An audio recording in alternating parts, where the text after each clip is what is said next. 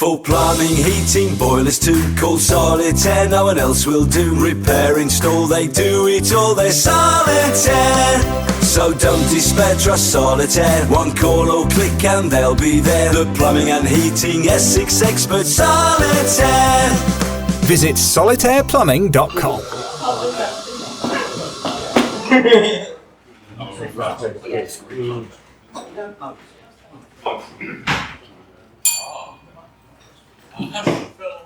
Good morning, everybody. Welcome to this week's meeting of Essex Business Forum. That's today, Thursday, the 24th of October, 2024. So we've got another one to go for this one. Right.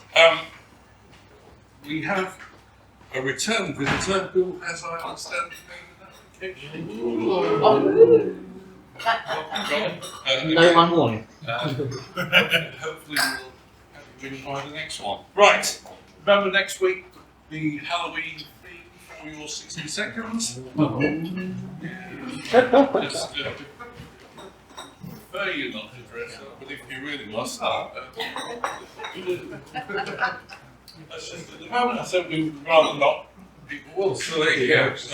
Right, let's get the meeting underway. First of all, the leadership team, be upstanding, please. Yourselves. I'm Paul Corrigan, Social Secretary. Good morning, I'm Scott, your meeting secretary.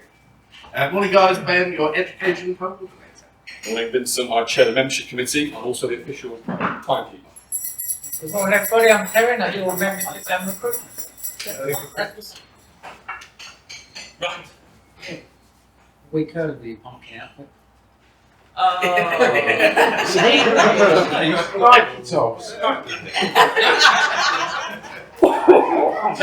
Thank you all. Before violence breaks out.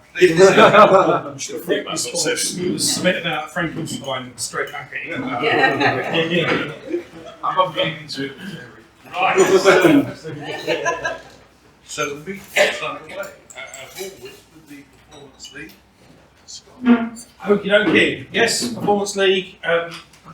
This month and last month, double points for bringing guests and signing up new members, so it's all crazy points, crazy numbers up at the top. But we give you the top few positions. Paul Corrigan is in third, 223. 325, Leanne in second. 545 is for me. Big bring on all these visitors. Anyone can do it. You can bring visitors along. So that's why I'm up at the top. Thank you, Catherine. Thank you, John.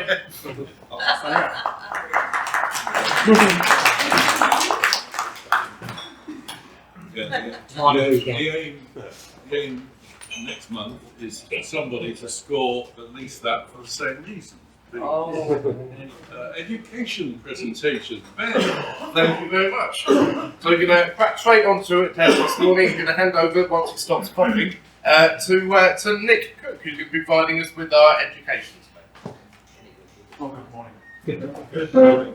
That glazed look on my eyes, I had momentarily forgot, but I wrote it down last night, so it's here somewhere. Now, whenever I take my leave from this lovely meeting, every Thursday morning, a thought occurs to me as I walk through the door. I heard the Ed slot, but I can't remember what he said. It was very interesting. I learned from it. I know I did. It's normally when I was sitting in the car and I'm driving off somewhere. And I remember the 60-second round. We all say who we are and what we've done and the sort of work we're looking for. But it's the Ed slot. And much of the time it's being reminded whenever the Ed slot's presented, it's sort of presented well. Sometimes it's memorable. At the time, I mean, for example, last week, Ben told us all about the importance of one-to-ones, what they are, why they're important. I wasn't here at the time, but I know that because I looked on the website, on the blog.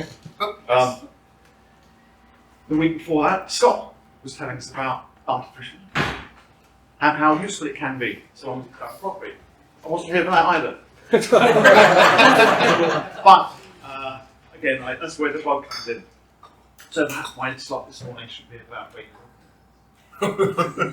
But Paul beat me to that because 3 weeks ago, Paul's subject was regular attendance, how good it is, and how important it is to be on here on a regular basis because you can miss some things.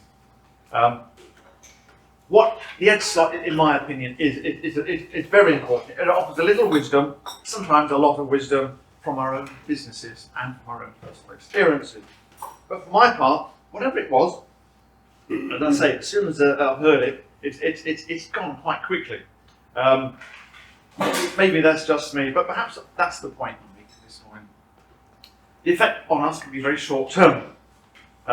So don't you think it might be a good idea if we could access all the Ed slots over the last 5 years? Also, maybe 10 years. Compile them into a readily accessible file.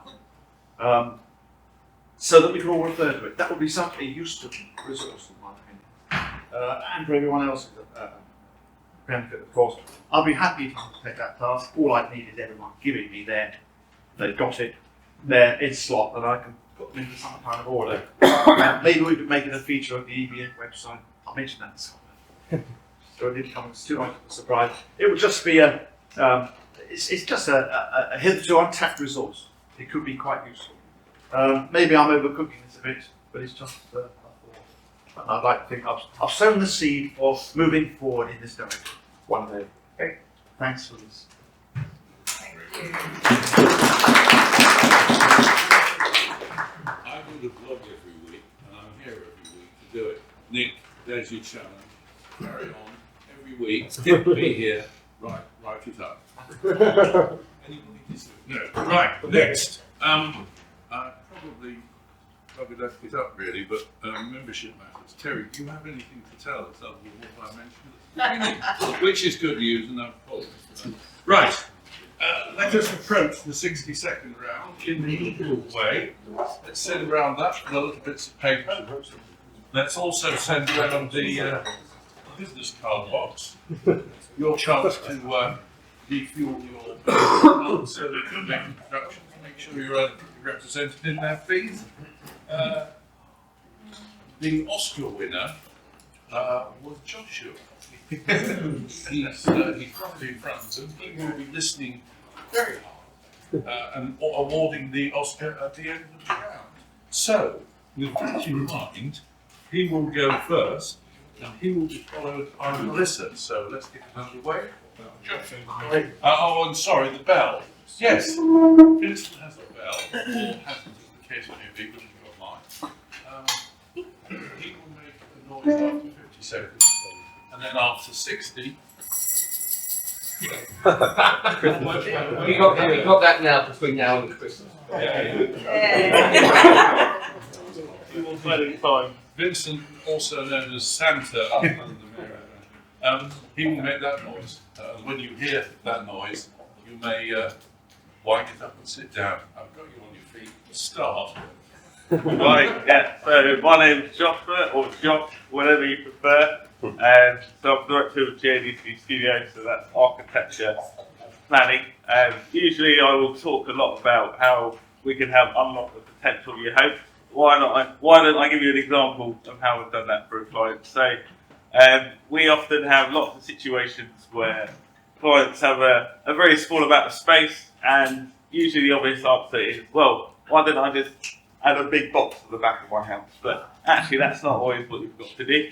As well as architecture, we help in interior remodelling, and that's where someone like Nick would come in, but I'll let him promote his services in that way. It might be knocking a hole through the wall, or simply just readjusting your furniture layout. Whatever the case may be, why don't you have a chat with me about your property, and we'll see what we can do. Okay, that's me. Done.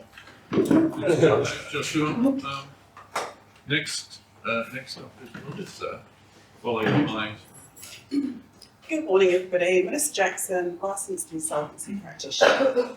So, as well as dealing with sort of fairly straightforward insolvency matters, we often have to deal with quite complex situations. And this week I've been very angry and frustrated with Company's House. So, as you know, Company's House is where you file your accounts and all the details of your company are registered. In this particular situation, my client is the executor of my late husband's estate. He had a company, The company was about to be struck off, and we went to Company's House and said, don't strike the company off, we need to liquidate it, it's insolvent. Trying to get Company's House to do things, oftentimes, they're very, very slow. But they were very quick in this instance. He decided to ignore my correspondence entirely and strike the company off as of yesterday. Watch this space. Mr. Jackson. Thank you, Melissa. Matt, you're followed by Stuart. Good morning, everyone. I'm the lumberjack and I'm okay. I am Aaron, and we've been working, as a lot of you know, we work for CIC, so community interest organisations and charities. I was dancing around my kitchen all dressed in blue at the weekend for Snap's kitchen disco, which was very embarrassing, but they raised lots of funds, so that was great. But we've just also taken on a new charity client called Lennox, who are a childhood cancer fund charity, very, very worthwhile, helping them just to realign a campaign strategy based around their brand, but also a particular Christmas campaign, giving them some advice. And the team have been knocking out some great designs and actually really supporting them, and they've been so complimentary with the stuff that they've come back with.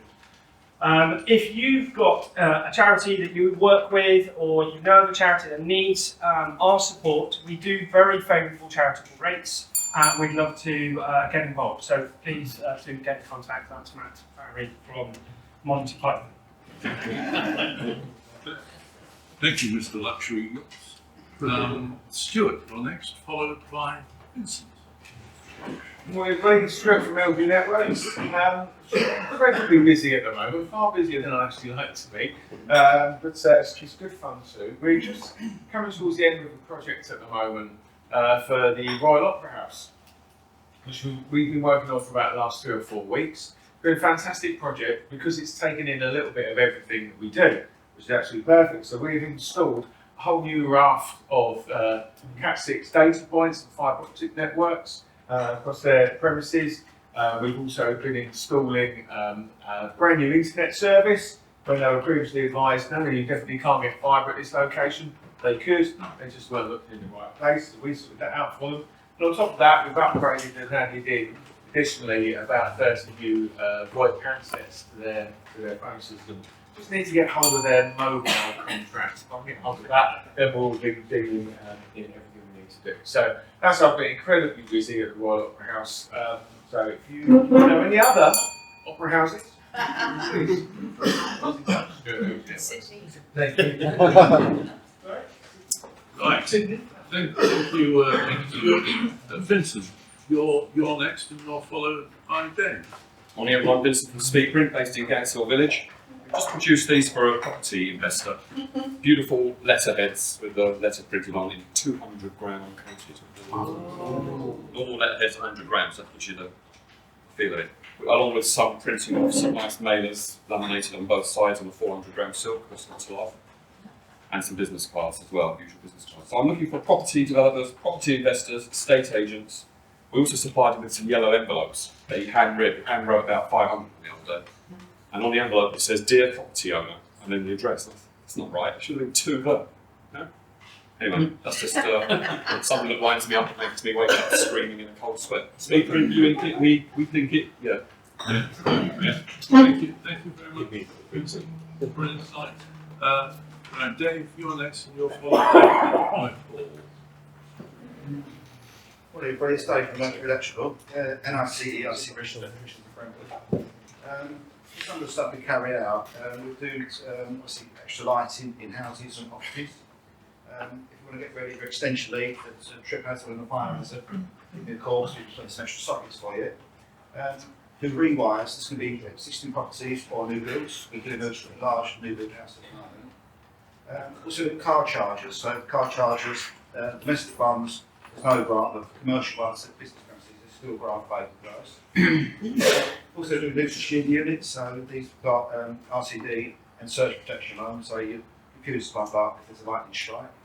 But this week, goes to the nights drawing in, maybe think about some security lighting in dark areas. So we can put a light up, obviously it will be on sensor control, Well, if you want it to, it's a bit of a remote code. You can do wireless switching as well, so you don't need to get a cable back to the kitchen where to switch it on. That's Dave, it's not electrical. Thank you.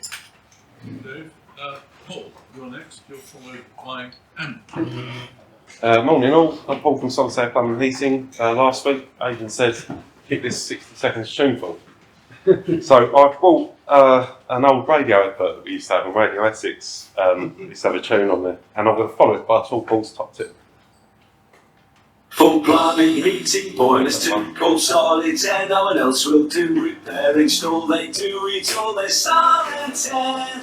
So don't despair, trust solitaire. One call or click and they'll be there. The plumbing and heating, Essex expert solitaire. Visit solitaireplumbing.com. There you go.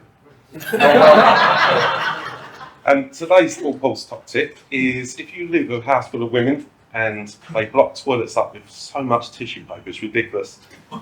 You don't need to call a plumber, you don't need to get a plunger, just get your toilet brush, fill the toilet up halfway with water once you get your hands wet, put it down the neck of the toilet and give it some. About 5 to 10 seconds, 99 times out of 100 it's all good. So anyway, thanks for listening. Oh, for wet wipes. Yes. Yeah. Thank you very much, Paul, for the enlightenment and for the music. Andy, you're next, and you're followed by Hello. I'm Andy from Hygiene. I'm about to bore you for 10 minutes. In my 10 minutes, in a second about water, so I won't bore you anymore. I can't follow Paul's music, so follow all Hygiene. That's the you could sing it. Right, Andy's gone, Mike's next, and he is followed by Ben. Morning everyone, Mike from Brentwood Media, specialising in video photography and drone content for businesses and events. So I want to quickly talk about two things that scare many business owners, and that is creating business plans and also using AI, specifically ChatGPT. So I worked for a company last week, and one of their marketing goals that we discussed was to try and get more corporate clients to move away from residential a little bit. I didn't know their industry that well, so I went away and asked ChatGPT to write me a business plan for that company, focusing on using media to achieve this goal, just so I was a bit more educated in what I was approaching. The result was absolutely fantastic, which got me thinking about how much I dreaded writing business plans and how much I stressed over it. Yeah, I got a really good result in 5 minutes just by running through some of the details. So basically, just don't be afraid of using AI to take advice on your own business, just like you'd approach a friend to try and get some feedback for what you might do about things. You do need to just be a little bit more open with and go into depth. We're all used to using Google where you try and make questions as short and punchy as possible. With AI, you do the opposite, and I quite often just get my phone out and just ramble into it on the voice to text for a while. So if anyone would like to know more about it, while I'm far from an expert, I'm happy to sit down with anyone after a meeting and just run through basically what I'm learning to get the most from ChatGPT with Black Multimedia. Thanks very much. Excuse me. Thank you very much. You're next, and you're followed by Toby. Good morning, guys. Ben Building from Utility Warehouse, and I help people to save money on their essential household utilities by offering them the cheapest energy available in the UK, awesome multi-SIM deals, and amazing broadband offers. Now, for all those UW customers in the room right now, and don't worry if you're not, because we can get that sorted very easily. But a quick question, have you had a free bill yet? No? Well, every time you recommend a homeowner to me that takes 2 or more services, you'll receive £50 off your next bill. So all you have to do is recommend one person a week, and you could be getting almost a free bill. So this week, I'm looking to speak with people you know who would like to save money with the UK's cheapest energy, broadband and mobile, and help you reduce your bills even more. Because after all, I have the skills to reduce your bills. That's Ben Golding, Utility Warehouse. Oh, sorry, yes. Who's next? Yes, Toby, you're followed by Catherine. Morning everybody. So my 6 years in EBF, I've never done a phone. So I did one this morning, but I've stolen it from somebody else, not my phone, from a guy called Milton Burr. I'd rather be a could be if I cannot be an are, because a could be is a maybe who is reaching for a star. I'd rather be a has been than a might have been by far, for a might have been has never been, but a has been was once an are. Do you follow that? Yeah. It's all about reaching our potential. It's about striving to achieve, and it's better in my mind to strive and maybe not quite got them than not to have tried at all. It can be your overall business, can be your career, it can just be a particular project. I love helping people reach their potential. So who do you know that needs some guidance on reaching their potential? Toby Acton, Pole Position Business Solutions, helping business owners reach their potential. Thank you, Toby. Almost metaphor free. Almost. Almost. Catherine, you're next, and you're followed by Nick. Hello, Catherine Foley from English Tutor Plus. I was going to talk about proofreading, which is one of the things that I do, and I'm just going to give you a few examples of some dreadful mistakes where proofreading wasn't done. For example, a restaurant where tables are for eating customers only. At a bakery, an invitation to use your tongue to make a selection rather than tongs. An invitation to buy sweat tea rather than sweet tea. And most concerning, sign inviting pubic access. So if you want to avoid making a pubic fool of yourselves, please hire me to do your proofreading. It's Catherine Foley in Plus. Catherine, food for thought. Nick, you're next, followed by Neil. Well, good morning. My name's Nick. I'm a structural engineer. I want to tell you about my Ford Cortina. I bought it a long time ago. One of the first cars I bought. It was cheap and cheerful, but it went well. Went very well indeed, and I paid what I felt was a very reasonable price. Didn't have an MOT actually, but I thought that's not a problem because I can get that sorted. I took it to the garage, of course, after I bought it, and it failed at so many points. It cost me loads of money to put it right. And you know, it's the same with houses. When you buy a house, you want to make sure it's got an MOT. It's not called an MOT. Of course, it's called a structural engineer's report. It'll cost you a few £100, but it's money very well spent indeed. It's a small price to pay for that reassurance that the house isn't going to give you any trouble at all. That's what I do. Cards in the box.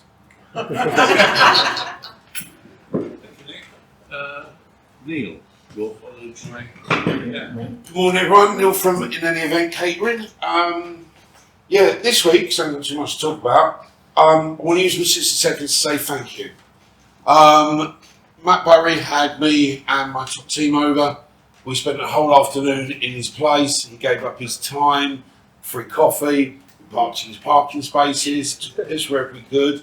And we went in with an idea of one project and we came out with an idea of something else. And then when we came to the end of the day, I said, let me know how much we owe you. And he says, it's all on me. So that's a big thank you to you, Matt. It's much appreciated. Let us know when you've got a few people in your office, because I didn't see many people when we were there. And we're going to send over a corporate buffet to say a little thank you. So just let us know when you've got a few people in the office, and the next day it will be there. And that's a thank you from us. But thank you for your time and thank you for all your help. Much appreciated. Highly recommend Matt Barry. I'm sorry, did you get biscuits? We've got biscuits. We took advance. Sorry? Oh, no, don't do that. Allergens. I'll resist the temptation. Leanne, you are next and you're followed by Terry. Good morning, everybody. Leanne from Brentwood Interiors. Now, my passion is for transforming people's homes and making them into something wonderful. However, this week I had a phone call from someone who wants to turn a 1950s bus into a high-end restaurant, and he's going to need help with floor planning and material. So, you know, I said I'm interested. Let's meet up in the new year for a chat and see what it's all about. So I don't just do houses, I might be doing buses as well. But if you know anyone that wants to transform their home or their bus, put them in touch with me. That's Leanne at Brentwood Interiors. You'll probably find you get several then. Right, next is Terry, he's followed by Blake. Yeah, thank you very much, Aidan. Good morning, everybody. Terry Manning from Sierra Law. Two things I want to tell you about this week. One is I've got a case where my opponents are not my opponents. They keep ringing up, lots of different people keep ringing up, pretending to be this other person. I've had at least three, and they've both phoned, one after the other, and emailed me from different email addresses. Made me think I won't work it out. Anyway, quite interesting. If you're dealing with anyone, make sure you know who you're dealing with. That's my first top tip. The second one is I had an employment client. He had a terrible time at his employer. He worked at a swimming pool, and they were trying to get him out. So I helped him with some letters to try and get him out on the best terms possible. But they were so good the employers backtracked, undid everything horrible they'd done, and he's now staying there. He's got a pay rise, he's got his hours back, and he's happy. So if you don't want an employment situation, you know where to send it. Terry Bailey, TM. Thank you. Thank you, Terry. Blake, your followers. Morning everyone, Blake from Ammo Hive. You're going to Entrepreneurship. It's cold this morning, so this week I'm looking for anyone that wants to be warm. So if you want a hoodie, it's me, styling hoodie. And yeah, again, Christmas is on the way. So any gifts for people, let me know. Blake from Ammo Hive. I thought for a moment we were going to escape it, but no. No. Well done. Every week till Christmas. Howard, you're followed by James. Morning everyone, Howard Bullock from City Financial Advice. I gave a presentation of a plan to a client yesterday who's investing quite a bit of money all in one go. We're putting about half into a fairly conventional portfolio, and the other half we're putting something that, although it's investing in the same type of stuff, it behaves quite differently. What you find is that even though over the long term the growth should be about the same, day to day where one's going up, one's going down, they behave quite differently in contrast to each other. And that's really going to be really helpful when he starts to take money out and he retires. So any given day, if one's down there and one's up there, we'll take the money out of that one, and vice versa. So just by doing something a little bit differently, just a little tweak, you can have a very vastly different outcome for a client over the long term. So if you know anyone who's investing big chunky sums of money, get to have a chat with someone like me. Thanks, Howard. No one to us on it. Right, James, you're followed by Scott. Morning all, James from Brown Insurance. Today I'm going to talk about superheroes, and it kind of involves Terry, but Terry is the super gun. One of my burly men that I talk about regularly has done a job for a very, very large company, and 6 months, 8 months down the line, something's gone wrong on the project. It's not his fault at all, but because he's only a small company, and they're a very, very big company, they're trying to make him a very large contribution to rectify the problem. Fortunately, the superhero in this instance is professional indemnity insurance. So he's got it with us on our recommendation. He's reported to them, they're looking into it. He's not got a case to answer, but he would have had enormous legal bills to defend himself. He may have got those back in the long run, but he may not have afforded them in the first place to start with. He may have just coughed up a contribution. So professional indemnity, superhero insurance to get away from nasty people, and I'm not going anybody. Someone actually has helped me out with another client who's on the other end of this. So that might come around in the referrals round. James, Brown Insurance, defending the innocent. Thanks, James.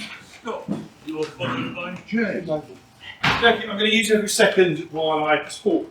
I have at my disposal a tool that helps to assess your website for how many key important links it has. We all know, as I've told you so many times, Google ranks your website. One of the big factors is relating to how many other websites link to yours and the quality of those websites as they do link to you. This tool, £20 a month, helps you get more links. So £20 a month will get 50 or 60 links generated and pointing at your website. If you're interested in doing that, this report shows you what you've got at the moment. That's all I could remember I had time to do, I'm afraid. But, please do talk to me afterwards. Boost your Google ranking. Hopefully that makes sense. Not only does it make sense, congratulations on the timing. Well done. Right. Who's next? James next. James followed by Tina. Hello everybody, Jane Mannion from the English Cream Tea Company, little gifts and treats. So you mentioned a cortina, and you didn't mention an ankle bracelet, and the reason I mention that is, what is this Saturday coming? We all know, of course, it's Essex Day. It is St. Seth's Day, and he is the patron saint of Essex. Come on now. And just to mention, some years ago we created an Essex cake, complete with the C-axis symbol of Essex on the packaging. It won 2 stars in the Great Taste Award, and we never went on to produce it because it was an awful lot of work. But it featured 3 main ingredients Essex is famous for: Can you name one of them? Botox. So it would be saffron for one of them. World famous saffron. Is it saffron Walden? Come on. It would be apples. We were more famous for apples than Kent. And it would be coriander seed. Not coriander, it's like nutmeg, and we were the best in the world for growing coriander seed. I thank you. Another very interesting fact is that St. Ced Yes. came down from the Holy Island Yes. and came with Aidan. St. Aidan. It's St. Aidan's Day. There you go. Tina, I think you better get up this. You're followed by me. Good morning everybody, my name is Tina, my company is called Liberty Executive Services. I offer a secretary and admin service.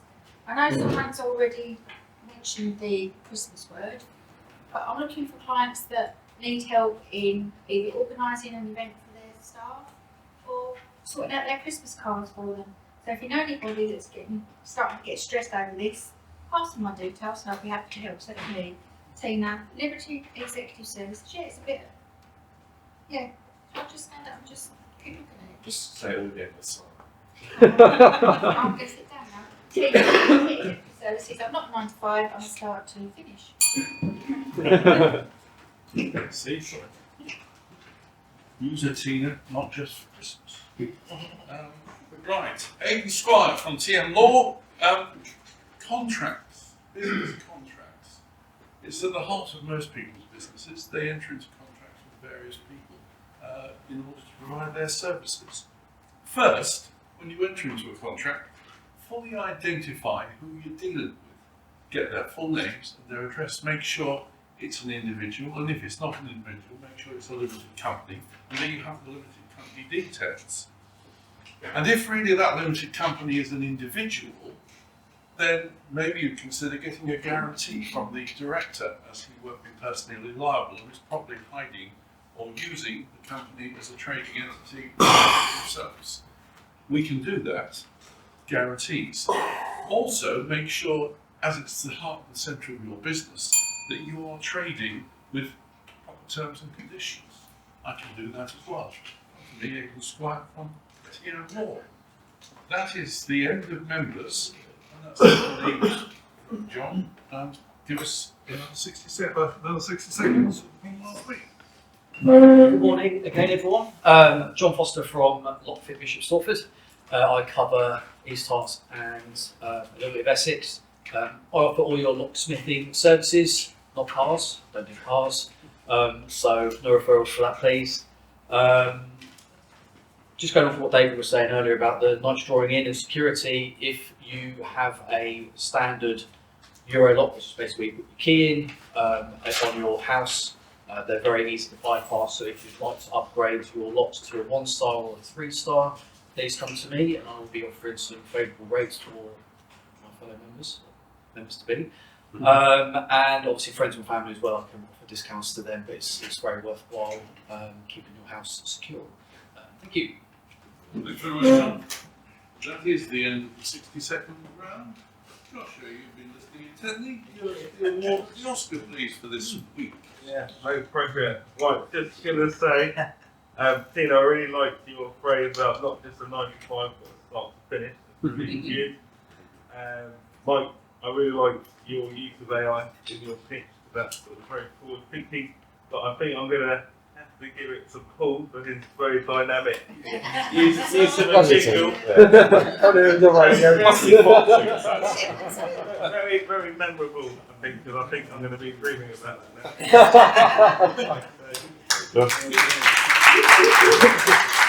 It's got the manner of nothing you can compliment.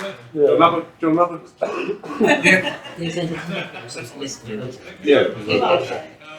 Well done, Paul. Thank you. Right. Move on. Moving on means the meeting of secretaries. Yeah, a couple of quick points to go over today. Obviously, the reminder that Halloween is next week, and it's going to be to make sure your 60 seconds have a spooky, scary theme if you want some bonus points. Also, on the top of Halloween next week, Mike will be taking pictures of those members who don't yet currently have a profile photo on the website. So probably that way. scary one. Scary makeup for it. Next point. These little beauties, the EBF member name badges. Now, it's been made aware that for a little while we haven't been purchasing these for new members. So you don't have the opportunity, like the rest of us, to not wear them.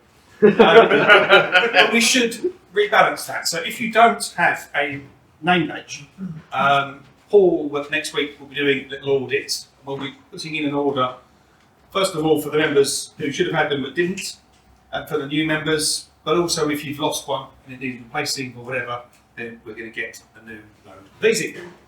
And the last point is regarding our lottery syndicates. There are a number of us who are in it. There are quite a number of ex-members who are in it and still playing along with us, which is fine by me. And there are a number of members who think they're in it, but their payment details have expired and they're technically not in it. So that week when they turn up, they're the only one in the car park because the rest of us have won and we're all away on holiday. So if you want to just double check your status in the lottery, that'd be great. It's obviously completely optional. It works out about £2 a week to be in, but that means we've got about 20 odd tickets purchased between us to share the meagre pence that we tend to actually win on it every now and then. But just a bit of fun if you want to join. Right. We move on to the next major part of the report, which is the 10-minute presentation.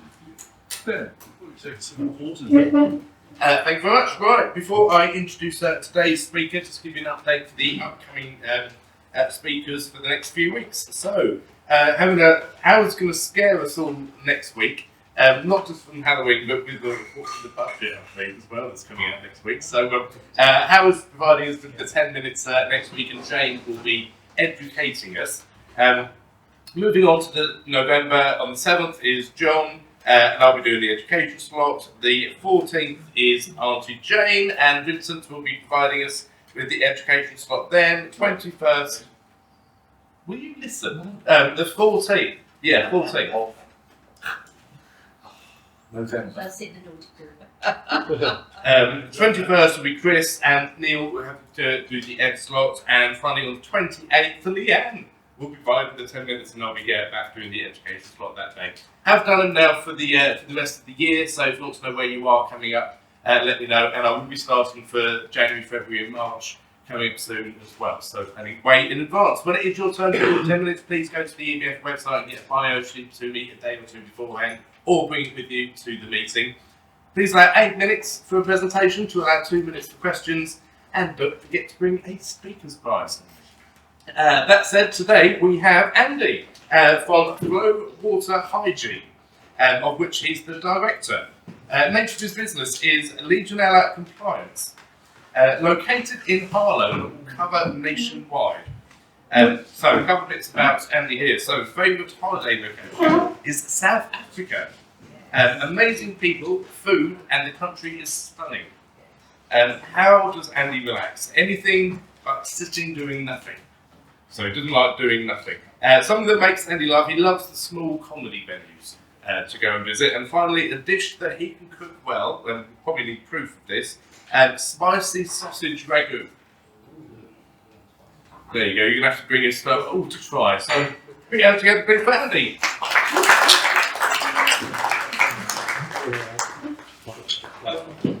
Good morning. Before after my last presentation, I don't want to scaremonger you with any death or anything else. But I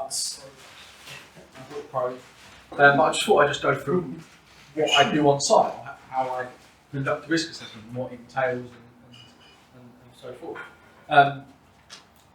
Tools that I use, other than sort of knowledge and using your eyes, temperature probe is the most important part. I tend to, a lot of big companies have iPads and things that they do. I like to still write down because it's much easier for me to write something down and then put it onto a report later on. just the old school way of doing it. Other tools that I'll have sort of screwdriver, etc. to try and get access panels. But there's not a lot that I really don't carry on me other than that. In terms of Pro, that does have different sort of bits to it. So you can, this one's for getting onto pipeline, etc. So that's what I carry around.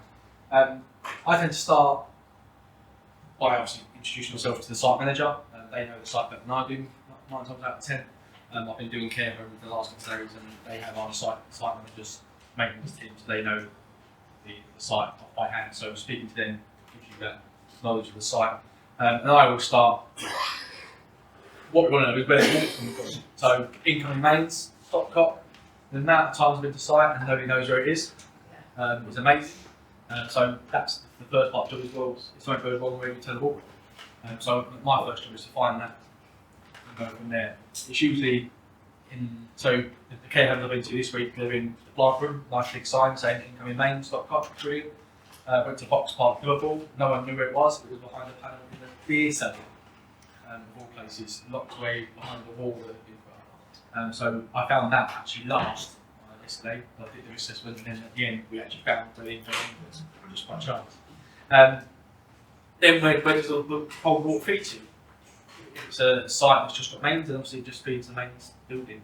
The 2 care homes I've been to, they have got big massive tanks. Great, so we need to know what condition those tanks are in. Are the tanks leaking, or are they in good structural sound condition? And then we check what's the water like in the tank. And I've been, again, the 2 sites I've been to last week, they've got 2 tanks next to each other. One tank is pristine and clean, and the other tank's got sediment in the bottom of it. Sediment will come from the mains, usually. It doesn't get in the tank from outside access, unless it's got no tank lid or that. So it can come from the mains, and we will get to the bottom. But we do a survey of the tank, and we list lots and lots of different attributes about it. So in this assessment, we know exactly what the tank has got, size, diameter. We then need to go into the hot water. Where does the hot water come from? Again, the 2 care homes I had, 2 massive, great big chlorifiers. So in the plant room, really easy. Again, we look at the chlorifiers, size, etc. It's not technical as such as what Paul does, where he goes inside them, etc. We are just looking at what they are, how big they are, temperatures that are correct. There's no dead legs or anything like that that cause the Legionella within the system. It's very much a visual inspection rather than looking internally. We do drain some water at the bottom of them just to check the water clarity, make sure it's not brown or horrible. 9 times out of 10 it is in good condition. And we then look at booster pump sets and how does that hot water, cold water get to the building. So the tank in the loft, gravity will feed it, but 9 times out of 10 these days the tanks are on ground level and boosted around the building with pumps. So we look at those pumps as well. Once I'm at the plant room, that's me, the technical side of it done. It's then a case of going around with my probe and testing the water temperature around the site. Okay? So again, the care homes I went to, 74 bedrooms. You're not always going to get in there. If you're asleep or there's issues going on in the rooms, you don't have to get into every room. What I state at the bottom of my assessment, and most industry standards, you try and get in 10% at the very least. But if you're in a hotel, again, you're not going to get in all the rooms because they're not accessible. So we try and get in 10%, but we try and get in as many as we can. So around the care home, I just went into rooms that were open, available. People may be asleep, but I can sort of just go in the bathrooms. Most of those sites, the rooms are exactly the same. So if you don't get in all the site, all the rooms, you can just copy and paste up. You try and get as many as you can, and then you know that across the home, the temperatures are about the same. If I'm going to the very end of the building and the temperature's great, it's probably going to be great. But we try and get in as many as we can. So what I'm looking for is when I walk into a room with an outlet, I've got the outlet there. Some of them might have hot and cold different taps. Some might have a mixer tap. And the hots come the cold below 20, nice and easy. Can't really get that wrong.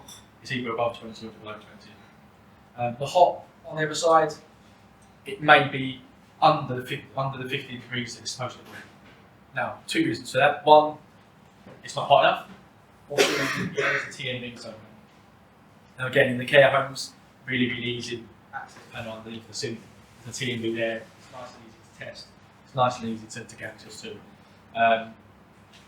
The box park Liverpool that I was at yesterday, TMBs are locked under an access panel that we can't get to.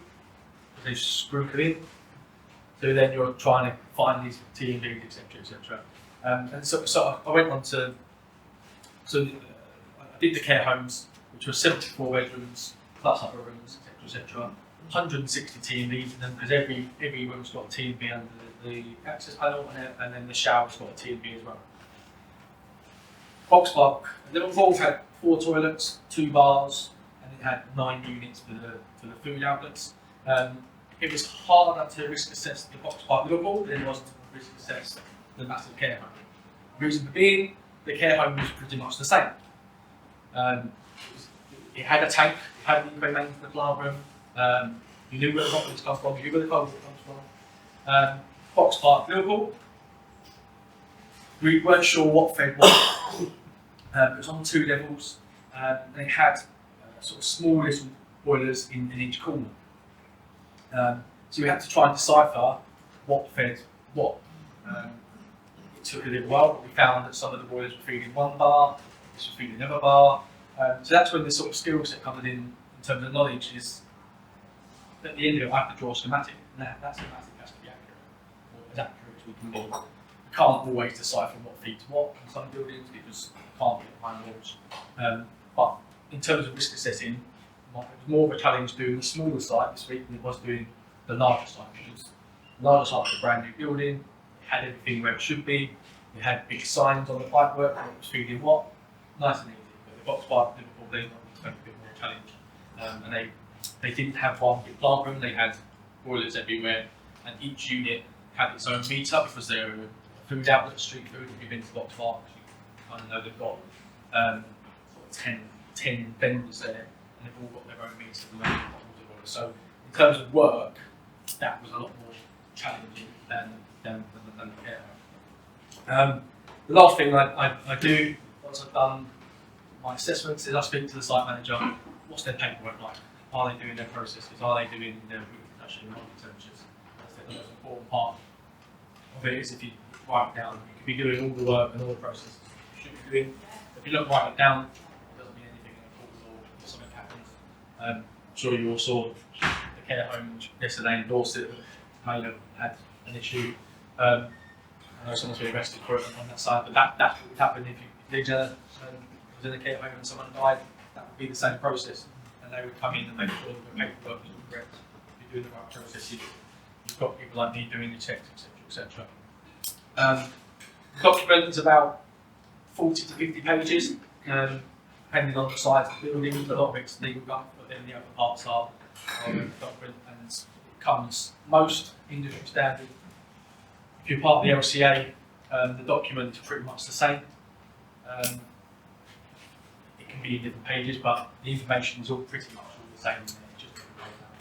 And that's basically how I do a risk assessment. You then get sent to the client, and then any remedials or recommendations, I sit with the client, go through what they need to do, give them a logbook, and then try and set them up so they can manage it as best they can. And then if they need me for any of that part, then that's how I do risk assessment. Nice and fun. Any questions? What kind of what kind of buildings or businesses are required to have these assessments, and which ones are not, but it's best practice that they do? So any building that employs more than 5 people has to have a risk assessment. There's different, sometimes dental practices might have people, but they are required to have them because they're in a healthcare situation. But basically any building or any company that has more than 5 people must have a risk assessment. So you're in a building with 5, 10 companies. Yeah. All having 2 people working there, that building requires it. Yeah, so the building, that's where the grey area comes in. I've been over to large office buildings in London, and obviously the building will have a risk assessment, but a company on their floor will also have a risk assessment because they are covering themselves as a company. You could just use the building one, but they tend to have, I've been to floors in London where it's got a couple the taps in the kitchen, but because their company needs it, they do it just on their floor. But yeah, any building that with more than 5 people is still You mentioned about the tank that has sediment on the bottom. Yes. How do you check that? Is that just visual inspection? Yeah, with the torch? visual inspection, torch, phone. I'm not going in diving down and scuba diving into it. It's pretty obvious. You're looking for sediment at the bottom, slime across the top, and then any dirt, etc. that might be in there. So, And if you find something wrong, have you got a duty to report to some organisation? So yeah, I mean, I would recommend if Legionella, if found, or if we try and deal with it internally as much as we can, but if we have in the past, the client is not following or not willing to engage with us, we can step aside and say that we don't want to work with you because the risk is too high. We can report them to health and safety, etc., environmental health, for that. But that's way down, hopefully way down the line. We will try and resolve it with the company first, but if they're not doing what they're supposed to do, we recommend, look, this tank needs cleaning, or you're going to kill someone, we can report them, but that's, you're going to lose the client at that point, so we try and do as much as we can, but we also protect yourself at the same time. Hello, we used to run an ancient farm that took 300 people in size, and the 95-year-old landlord refused to let us put in hand dryers in the loos because he said they were the biggest known cause of Legionnaires. Dryer? Yes. No water into it? No. Absolute tosh. It has to have water. Yeah. Right. It has to have water supply to it to be able to. Thank you. And also, how would I know if I had Legionnaire's disease? What would be my symptoms? Do I not get a moment of consciousness before I know? It's very similar to pneumonia. So lots of elderly people probably may die of Legionella, but they're never going to put an autopsy on an 86-year-old person who dies in it. It's very similar to pneumonia, to flooding the lungs, etc. But if you were young enough, probably then they test you for it, and then they would then ask health and safety will come in and go, where have you been? What is our challenge? Or I went to this hotel, and then they would go in and do an instant check. Can you recover? Yeah. It's not. If you're very unwell naturally, then or you're old, etc., then they're the higher risk people.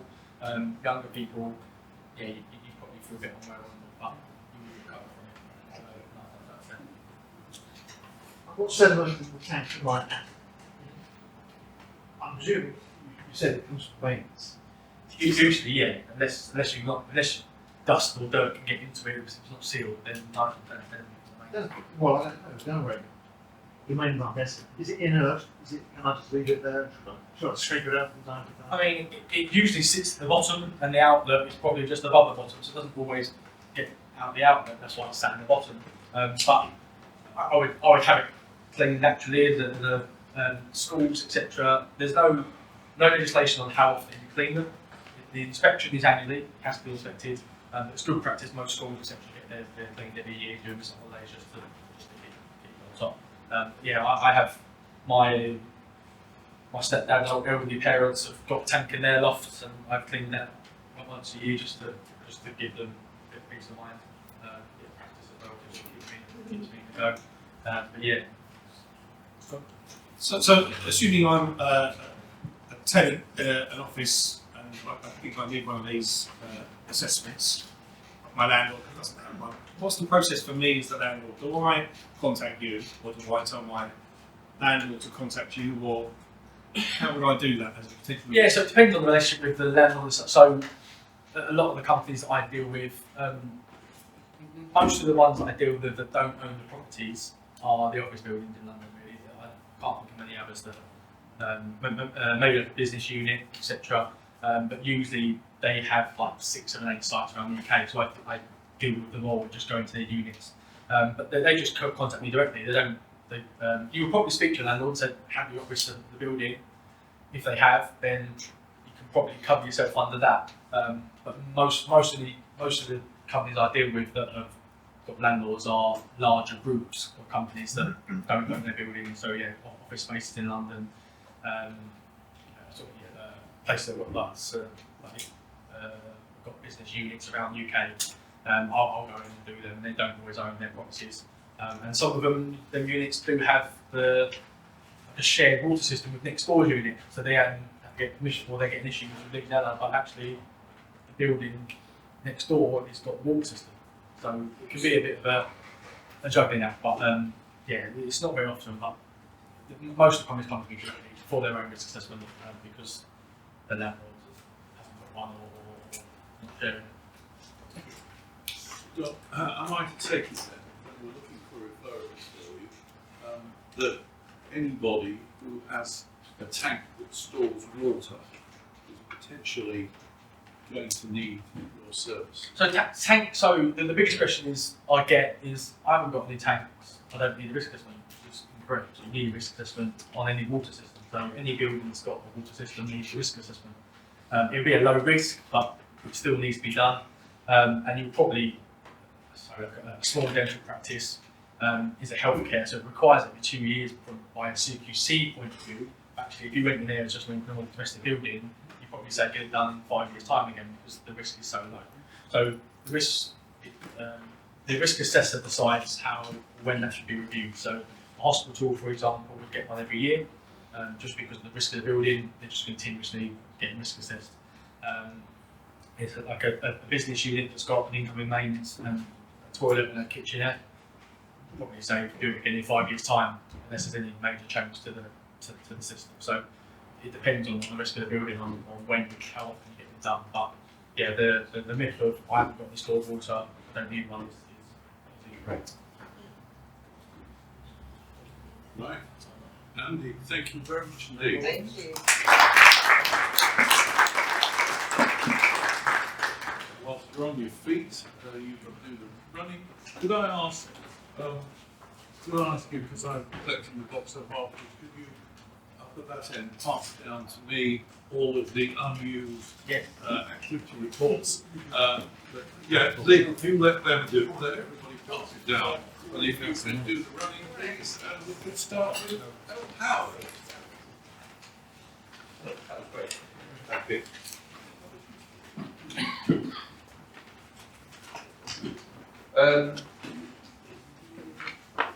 I've just got one. Stuart, the company needs a lid push.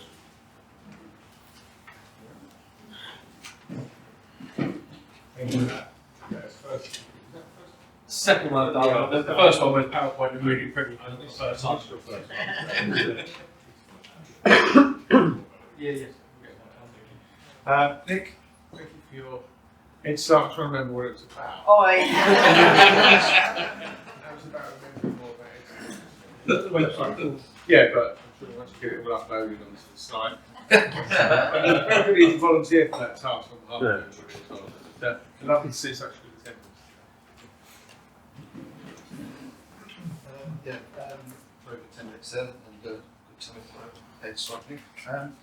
Just got one for an ex-member, Brian Painter, we're in South Dance work for the end of the week. And thank you to Todd Paul for sending your guy around to my edition. We've been meeting you, do you? Your 10 minutes was extra. Really interesting. I'm working on a few referrals, which hope to come to fruition in the next few weeks. And all being well, I'll see you next week. I'll do my best to be. Oh, thank you. Thanks for that. That was very interesting presentation. Thanks for your effort. And that's very interesting as well. I won't be here next week because I'll be away on holiday. See you all. Thanks for your effort, Nick. Thanks for your attendance. And it's strange seeing you talk about what you do, because all we get as plumbers, we just get this massive pack by that, you need to sort this. So, brilliant, mate. I've got a referral to Terry. I'm hoping you can help out. I'll check. I want to sue check trade. So, fingers crossed. Anyway, that's it. Thanks very much. I haven't done it on the computer, so I don't know if you can actually do it, but I will speak to you about it. Go 10 minutes, mate, and yeah, they're very more positive than the last one when we was all going to die. Now it's just the older generation. No, I get sued. Just thank you for the money to back for the project. We're in the middle of actually, the first stage off. You're going to practice new faces and some familiar faces. Apologies for your absences for various reasons for that, which I won't bore you with. Thank you for basically. Yeah. Last week. Thanks for 10 minutes. I still go to hotel rooms with a hazmat suit. So, if you haven't seen his first presentation, I sound like a king's bastard. But one referral to Terry, despite someone earlier suggesting he might be a super villain. He's come to the rescue on this one, so thank you very much. And I'm in Wickham next week celebrating birthdays, so I'll see you the week after. I know, fantastic website. Great, it's not great presentation. Thank you very much. I'll see you all next week. Yeah, great headshot, Nick. It would be quite good actually, seeing everyone else's headshots and being able to go through. It would be good. It would, yeah, quite like that, yeah. Well done. Great 10 minutes, Andy. We're not all going to die this week. That was great. And I've got a thank you money to Leanne for this, which I actually kept forgetting to. And thank you to Paul for coming around and doing my smart heating. And thank you to Jonathan for saving my friend's cat. Really, really good 10 minutes. Thank you. Really, really interesting. And thanks, John, for fixing my front door and letting me get in with his cat. I did say his cat was Yeah. It was amazing how quickly he was able to get in. Yeah. Okay.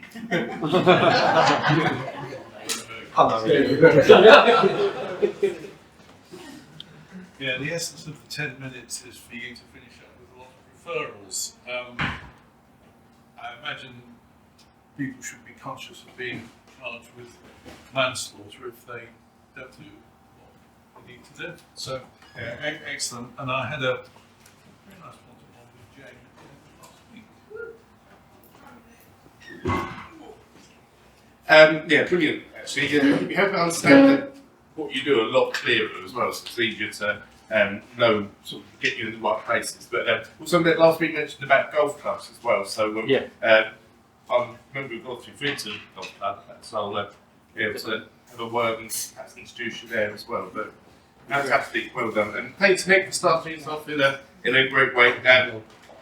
First of all, I want to get one issue with Joshua when he gets back. Matt, I'm good friends with the guys that run the Tom Bowditch Youth Cancer Foundation, and that's what I'm doing the wing walking for, beginning of next year. But worth linking you up there to have a chat, see that you can help there as well. Where were we going there? Catherine had a lovely one-to-one with Catherine yesterday. Really good to get to know you and your business as well. Where were we? John, great tweet. John, would you Frinton? Was that too far for you? We're sorry? Frinton, miles away. Oh, no, I'll go for it. Oh, good. I've got my garage door locks on. Well, check back basically. No locks, so I'll do we'll have a chat. Yeah, thank you. And look further there for Auntie Jane. My niece talked about getting free tea and so I told her she won't get anything better apart from coming to you. Thank you, Charlie. Great meeting. See you next week. Oh, Paul, thank you for the books. No. It's not the first time, but I Really good 10 minutes. Where I am now, there's quite a few going on around One some. from the So if I get the names, would that help? And Yeah, names or yeah, I can get a flyer to give or something. I think to get a flyer. So quite a few there. yeah, some of them got like big companies that but there are a lot of independents out there as well that don't do as much. Good head stop. Father Christmas. See you in a couple of weeks. Thank you, Andy. It's a very informative 10 minutes. Well done. And Catherine, thank you for sharing those shocking typos with us. You should join my Grammar Police Facebook group. 35,000 members. Well done on the presentation. It was quite interesting to do that. Thank you very much, and I'll keep my eyes open for you. Yeah. Great head start, Nick. And yeah, great meeting. See you next week. Yeah, well done, Andy. It's really good to move on, get a bit more of an idea of what you do and how you do it. So thanks for that. Not quite scary as the last one. No, quite crap. Yeah, well done, Nick. I look forward to seeing your database of. I will require input from the members who actually presented. Plenty of input, don't you worry. Well, John, nice to see everyone here last week. Great to see you. Hopefully, see you again. A couple of referrals. One referral for Tina. Very urgent. Emergency. Not much in the law there. Thank you for money from Melissa. Thank you for money from Nick. You haven't given me a referral, Nick, for that albatross balls or something. Did it come to the end? It works very nicely. Good. Great 10 minutes, really enjoyed that. Terry jumped in with my question as well. Right, it's got, of course, Nick as well. Just want to say thank you to Tina, who did an excellent job with some paperwork for me, keep you organised. Dave, for your continued electrical work, which is superb. And Terry for the assistance on the set demand. Need to get one-to-ones in with Josh, Cara, Catherine and John now. So I'll be contacting you in the next couple of weeks for that. See you next week. Fantastic 10 minutes, Andy. Thank you for the work you did for the village hall. We were a bit worried about our liability there, so got Andy in. And not only did he do the inspection, he gave us a logbook so that we can sort of keep up to date. It's basically nobody's been running village hall properly for years and we didn't have any paperwork. On a similar note, I've got to unfortunately withdraw a referral I gave to Dave because he was going to do a 5-year EICR for us. Because we've got no paperwork, when we looked into it, we found we had one done last year, so sorry about that. But thanks anyway. I have got, thank you for the swap, that is not. I have got a referral to Paul. It could be really good for you, that one. Hopefully, really glad to be doing something for him. A one-to-one with Matt, and thank you for the connection with Elizabeth. Yeah, I'm going to be going, arrange to go down and have a look around. So, yeah. Matt? Yes. And a thank you for the money for Sarah Steele. The gift that keeps on giving. Scott, your 60 seconds. Your winnings this morning. Have a look. Amazing. We won. Don't get too excited. £4.64 between 17 of us. A bit more than that. £5. Stuart, can I have a quick word afterwards, please? See me afterwards. Sorry. My gosh, well done everybody. So Nick, thank you for sowing the seed, as you did, marvellous. Andy, that was very enjoyable and not quite as scary, but very interesting. Well done. You stood there and spoke beautifully for us. Scott, why am I thanking you? I'm definitely thanking you for something. For doing this bit of work on my business. Yes. Thank you for that. This is a testimonial I did for our talk hall, which I was very happy to do. Thank you. That's marvellous. And I really like your jingle. I think you should always say, I'm from I think they nicked it from Ness, Loch Ness. Did they? The That's cartoon. what really for. Yeah. Terry, there could be a... Right, Aidan, great one-to-one. Thank you very much. Very interesting. Terry, I spoke to... That's Aidan's one-to-one. Terry, I had a meeting with this week. It was really helpful. I do thank you. This new legislation about renters' rights that's coming in is terrifying. So we basically had to evict our tenant in advance of it because the penalties for falling foul of it are so great, it's not worth the risk of continuing to rent. That can't be what was intended by this, but there we are. And finally, Tina, thank you for your help this week. Doing a task that was it's spreadsheet based, it's not my forte, but it turned out to be yours. Thank you very much, everybody. Marvellous. Thank you, Nick and Andy, for your time this morning. I've got my first one ever. That's to Blake for the cat rescue. And, I didn't know whether I could do one for you, Scott. As Yeah. I'll do one next week for you. Yeah. Let the door still open. Thank you. I thought yours linked really well together because I want to know about your love presentation now, so I feel like to sing out some live lessons. So that your database could include all of the 10-minute ones as well. And mine are all for Ben, so I need one-to-one with him and a couple of referrals coming your way from my family. Thank you very much. And thank you, Matt, for sending me my first personal statement to check. Great comments. Excellent. I'm off away this weekend with the missus. We're going to go in first. Say don't! Go on the shower. Don't run. And great end slot and the end slot, so that's lovely. So yeah, Catherine, brilliant turnaround. Like within a day, reviewed my daughter's personal statement. So those that have got university kids, honestly, it was amazing. So thank you very much indeed. I think there's a whole list of Ursuline girls that will be sending stuff.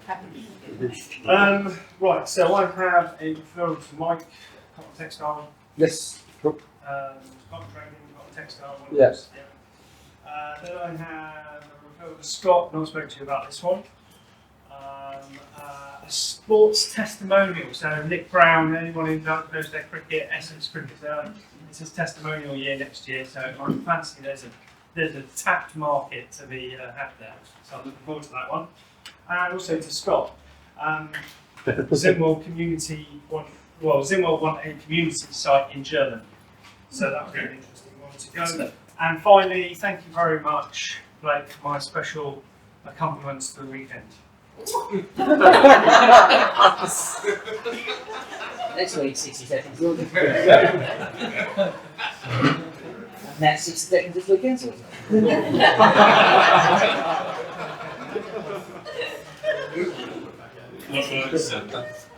Something else for the weekend. I'll pick us a winner from today's bunch of referrals. Who is it from? From Paul C. Hey! Well, thanks for that.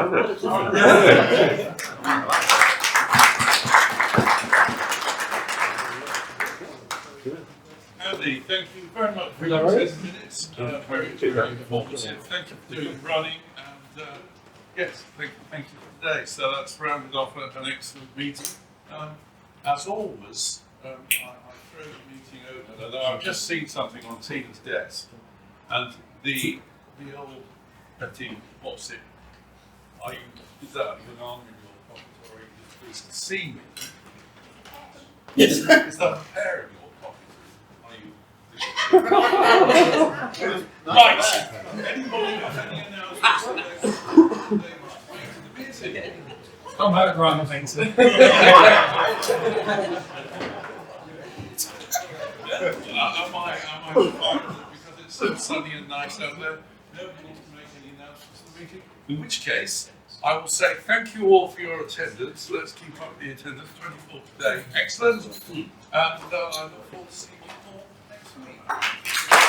Plumbing, heating, boilers too. Call Solitaire, no one else will do. Repair, install, they do it all. They're Solitaire. So don't despair, trust Solitaire. One call or click and they'll be there. The plumbing and heating Essex expert Solitaire. Visit solitaireplumbing.com.